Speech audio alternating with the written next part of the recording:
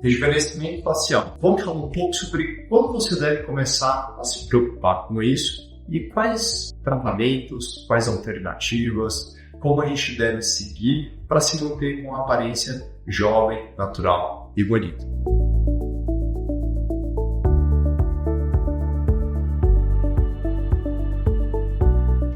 Então, em primeiro lugar, a questão do rejuvenescimento facial, na verdade, é um pouquinho antes disso. É como a gente prevenir o envelhecimento.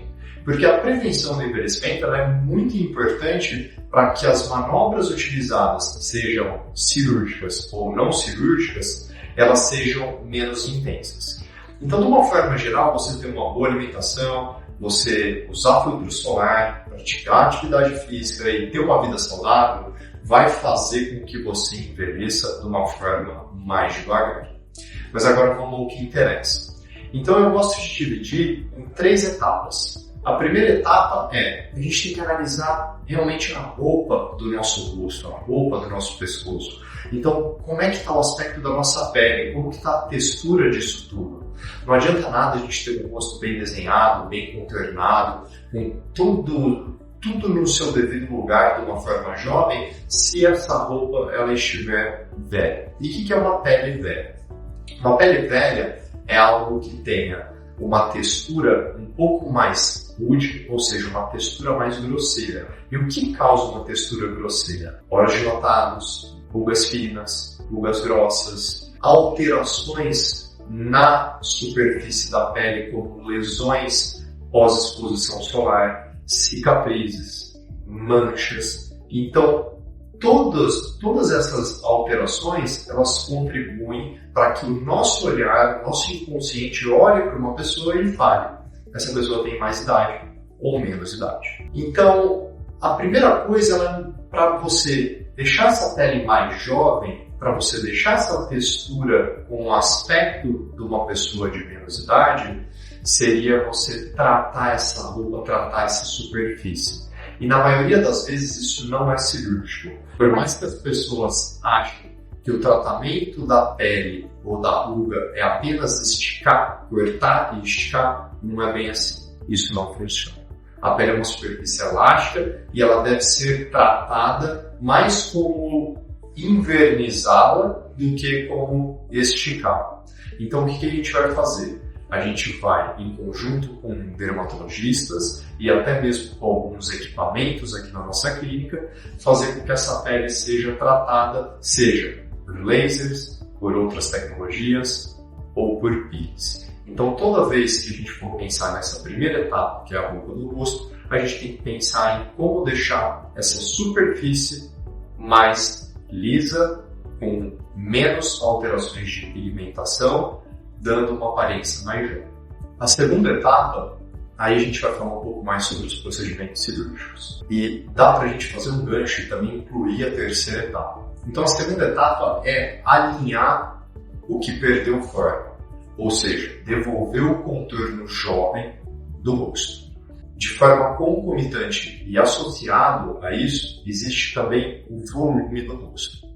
Então, o que é um desenho jovem? Então a gente já falou da pele e agora a gente tem que entender como que é esse desenho. Uma pessoa jovem ela tem o pescoço justo, então ela não tem o pescoço com nenhum tipo de prega, nenhum tipo de alteração de volume, seja nessa região oblíqua, seja na região embaixo do queixo.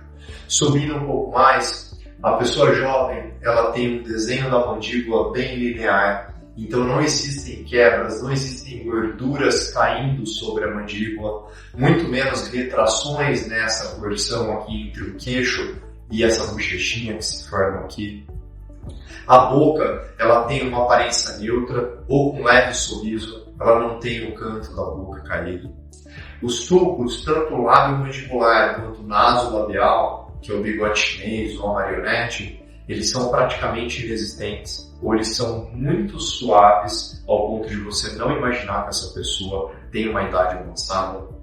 A bochecha, ela tem o seu ponto de maior projeção, o seu ponto de maior volume nessa porção superlateral, que é chamada maçã do rosto ou a proeminência malar, e não o seu ponto de maior volume aqui embaixo.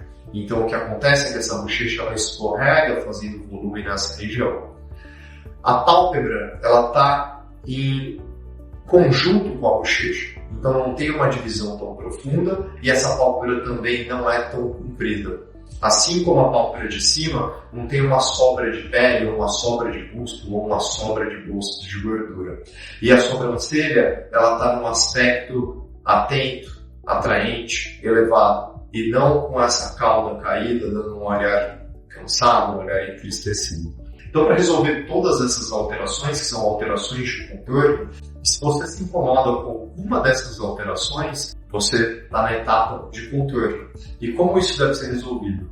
Com cirurgia. Por quê? Porque a cirurgia ela vai conseguir fazer o ajuste do seu pescoço, ela vai conseguir fazer a elevação da sua bochecha, trazendo uma melhor definição dessa região da mandíbula, ela vai conseguir deixar a sua pálpebra mais curta e uma transição mais adequada entre a bochecha e a pálpebra inferior, assim como vai remover os excessos da pálpebra superior e ajustar a posição da sua sobrancelha. Quais são as cirurgias que fazem isso?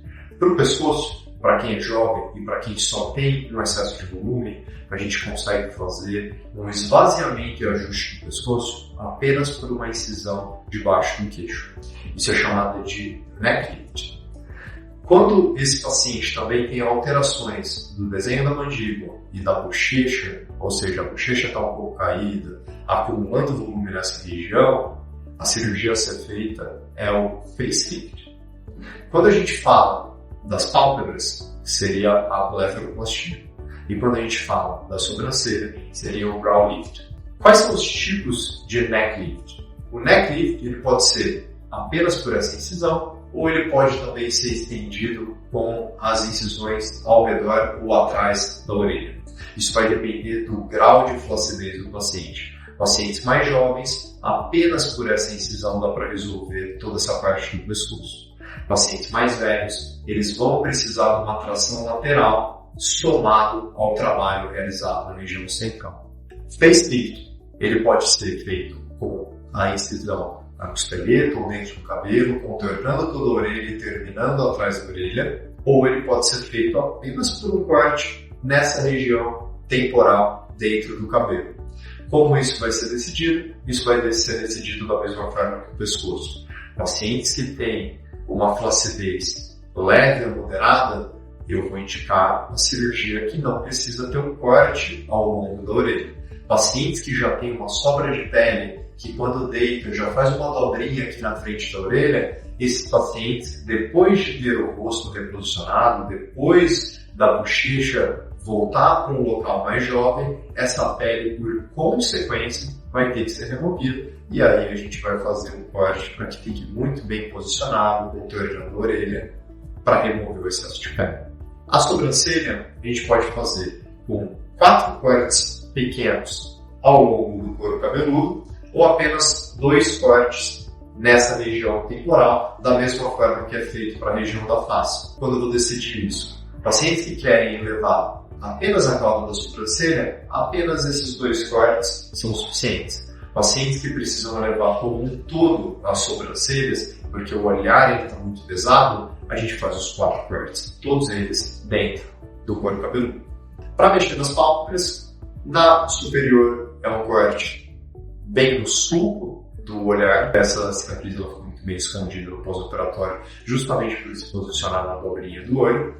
E a pálpebra de baixo, quando precisa remover pele, tem um cortezinho logo abaixo dos cílios. Quando não precisa remover pele, o corte é dentro do olho, não ficando com cicatrizes visíveis. E aí tem a etapa de restauração de volume.